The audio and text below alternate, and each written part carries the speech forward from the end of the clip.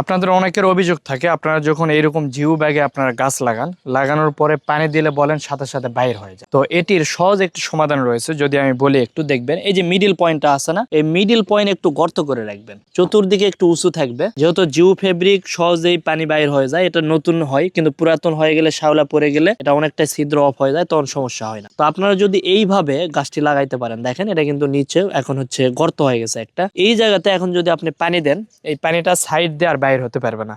এটি কি হবে, আপনার প্রয়োজনীয় ছাদ বাগানের পণ্য অর্ডার করতে আমাদের ওয়েবসাইট ভিজিট করুন। ভিতরে প্রবেশ করবে, মাটি সম্পূর্ণ ভিজার পরে অতিরিক্ত যে পানি, সেই পানিগুলো এই সাইড দিয়ে বের হয়ে চলে যাবে। তো অবশ্যই আপনারা গাছ লাগানোর সময় এইভাবে লাগাবেন, যেন মিডিলে একটু স্পেস বেশি থাকে, আর চতুর্দিকে আপনারা হচ্ছে মাটি দিয়ে দিবেন। তাহলে আপনারা হচ্ছে দেখবেন যে গাছগুলো সুন্দর থাকবে, পানিও দিবেন ভালো থাকবে, এবং হচ্ছে আপনার পানিটা অতিরিক্ত পানিটা যে পড়ে যাবে তা না, মাটি ভিজার পরে যেটা খুব বেশি অতিরিক্ত সেটা পড়ে যাবে।